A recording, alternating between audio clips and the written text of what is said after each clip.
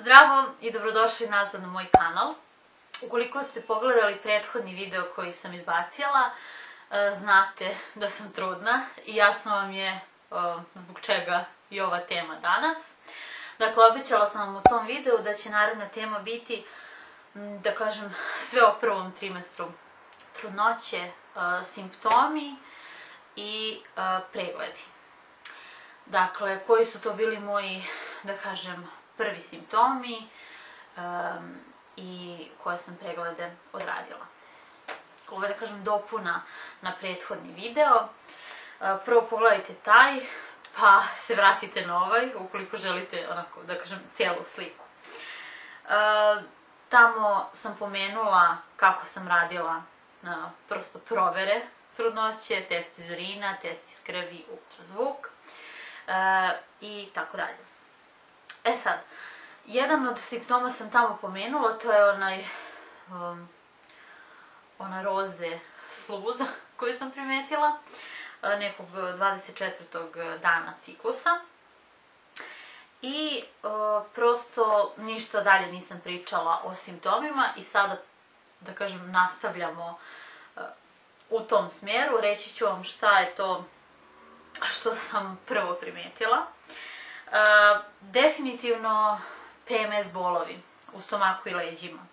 To je ono što, da kažem, zbunjuje, zato što prosto ne znate šta se dešava, da li je to onaj redovni PMS, da li su to oni redovni PMS simptomi ili prosto ste ipak ostali u drugom stanju. Zatim, naravno, osetljive grudi i to je nešto što je, da kažem, simptom PMS-a. E sad, nešto što je bilo interesantno, definitivno neobično, jel? Kod mene promene raspoloženja u PMS-u su standardna pojava. Dakle, mogu jedan dan da budem mica, da se rasplačem na sve, a sutradan mogu da ujedam. Tako otprilike ide. Ali nešto što je, da kažem, sada bilo specifično, a što se ne dešava uopšte često ili gotovo nikad, jeste nekontrolisani smeh koji se pretvorio u plač. Ne znam šta smo pričali, radili jedno veče, gledali smo verovatno nešto na TV-u i ja sam toliko krenula da se smejem, da su meni krenule suze, ali kako sam se ja smejala, tako je to odjednom samo prešlo u plač. I Branko me gleda, smešno mu je, nije mu jasno šta se dešava. I samo odjednom kao, već ne može da provali jel se smijem ili stvarno plačem. I onda je bilo očigledno da plačem, pošto sam krenula da ridam, bukvalno. Tako da je to bilo onako interesantno, jel? I još jedna stvar koju sam osetila jeste pojačana osetljivost na mirise i prosto neka blaga averzija na određenu hranu. Što se tiče mirisa, zašto sam ovde stavila pojačana ili dodatna osetljivost? Ja sam vrlo osetljiva na mirise. Mogu da detektujem miris vrlo lako, iako, na primjer, neko drugi u mojoj okolini nešto ne oseti ili još uvek nije osetio neki miris, velika je vjerojatnoća da ja već jesam. Dakle, vrlo mi je osetljiv nos. I prosto, to je, da kažem, negde bilo pojačano. A što se tiče verzije na hranu, to je sve bilo prosto i čak i pre nego što sam saznala, čini mi se. Napravila sam neki sendvič i stavila sam čajinu. Ja sam to jedva pojela. I sad, inače volim čajnu, nemam neki problem kao da mi se gadi, ali mi nikako nije sela tada, tako da mi je to bilo eto specifično i interesantno. E sad, prvi ultrazvuk sam vam pomenula tada da je bio 9. novembra i video se samo gestacioni mješak i doktorka je rekla da prosto dođem za 2 do 3 nedelje kako bismo definitivno tvrdili da je sve u redu, da trudnoća napreduje kako treba i da se čuju otkucaji srca. Taj drugi ultrazvuk bio je 26. novembra. Tad sam otišla, dakle, 9. 26. I to je bila 8. nedelja. Ne mogu se sjetim sad da li je to bilo po ultrazvuku ili po... Mislim da je ovo bilo po ultrazvuku. I tu je, tu smo čuli prve otkucaje srca. Dobili smo prvu sličicu. Sad ću pronaći da vam pokažem. Evo ovako izgledao taj ultrazvuk gdje smo čuli i otkucaje srca. Dakle, tu smo čuli otkucaje srca i prosto sve je bilo u redu, sve je bilo kako treba i sljedeći pregled koji mi je bio zakazan bio je double test, ultrazvuk i pre toga je doktorka rekla da odradim i kompletnu krvnu sliku i rekla mi je šta još pored kompletne krvne slike treba da odradim. Između ostalog tu je bio i krvna grupa i RH faktor. To je nešto što je veoma važno u trudnoći, tako da pretpostavljam da to prosto daju svim trudnicama da odrade. I sljedeći test je bio taj double test. Pre toga sam odradila analize krvi. Saznala sam da sam A negativna, moj suprug je A pozitivna, što znači da prosto u nekom, da kažem, narednom periodu sam morala da odradim i prvo vađenje krvi i određivanje antitela, ali o tome ću vam pričati u videu drugi trimestar trudnoće. Za sada to je bilo samo podatak koji sam dobila i znala sam otprilike šta znači, I usledio double test, radila sam ga 24. decembra, on se radi otprilike između 12. i 13. nedelje trudnoće, bar su meni tako savjetovali i tako sam i odradila. Tu je utvrđeno isto da je sve ok, odnosno na tom ultrazvuku. Rezultati su bili gotovi, pošto sam ja radila privatno, za bukvalno 2 dana. I rezultati double testa su onako, double test je praktično, kako ja to shvatam, neki test verovatnoće, ajde tako da ga nazovem. Naravno, ukoliko grešimo, ima neko stručan među vama, slobodno pišite ispod. Ali ja vam pričam kako sam ja to razumela.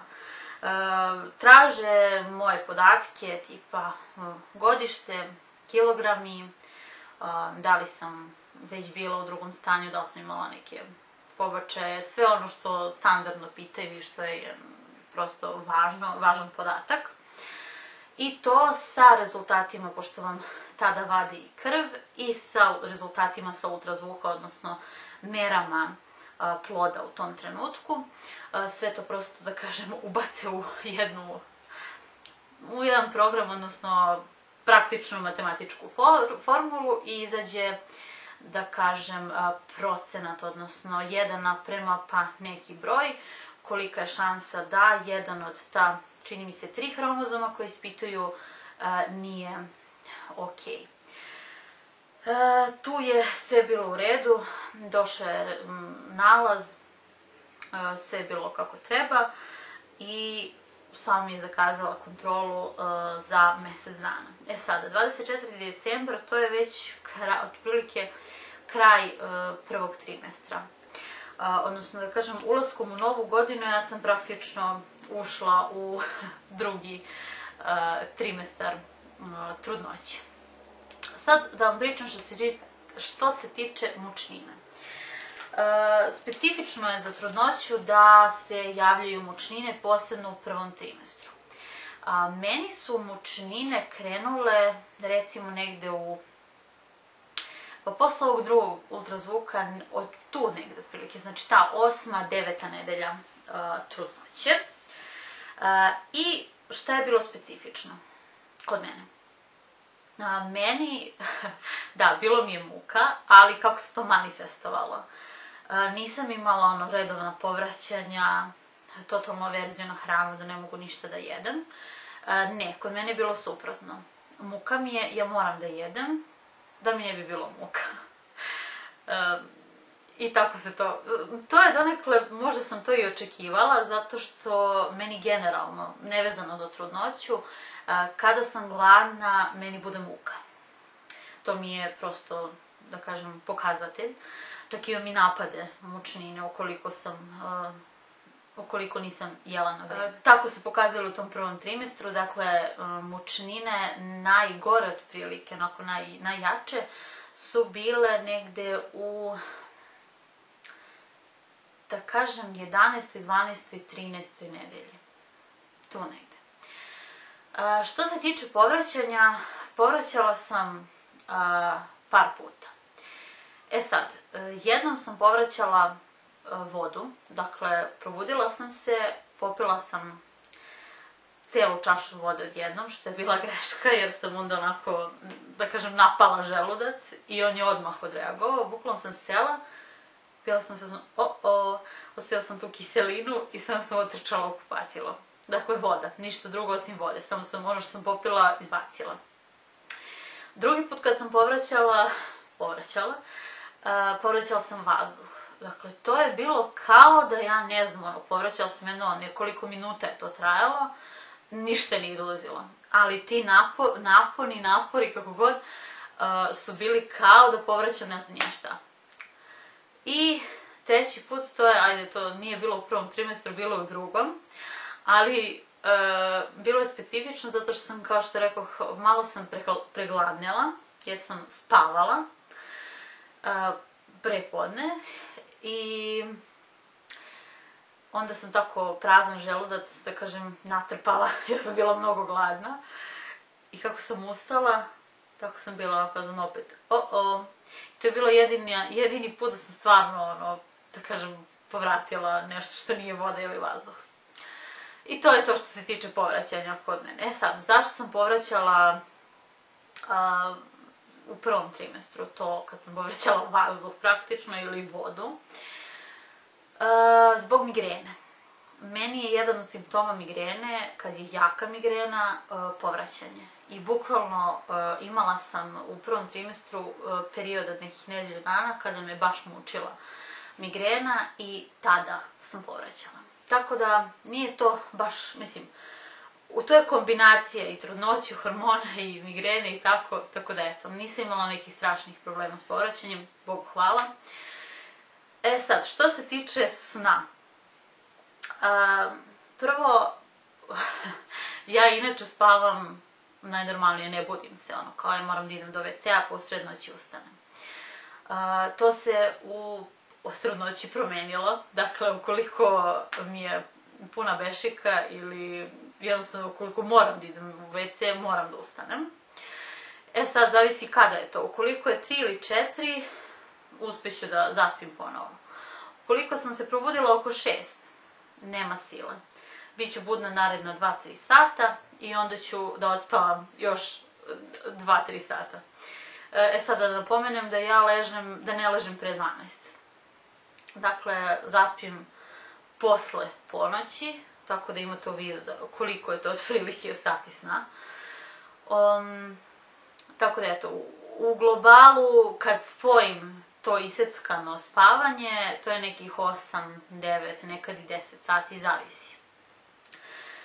U drugom trimestru se to malo popravilo, o tome opet kažem pričat ćemo u narednom videu, ali prosto taj prvi trimestar je bio vrlo specifičan što se tiče nedostatka energije i tih mučnina. To je bilo ono što je bilo, kažem, glavni simptom. Dakle, to su bili negde najjači simptomi prvog trimestra. I to je to što se tiče simptoma i pregleda vezanih za prvi trimestar. Pokazala sam vam i sličicu sa ultrazvuka. Naredni ultrazvuk je bio bukvalno za moj rođendan i to je već drugi trimestar uveliko, tako da o tome pričamo u narednom videu. Hvala puno što ste odgledali ovaj video, nadam se da vam je bio interesantan ili koristan. Ukoliko jeste, lajkujte ga. Ako ste novi na mom kanalu, pretplatite se, odnosno kliknite ono dugme subscribe i uključite notifikacije kako bi vam stizala obaveštenja o narednim videima koje budem izbacila. Do narednog puta, ljubim vas, ćao!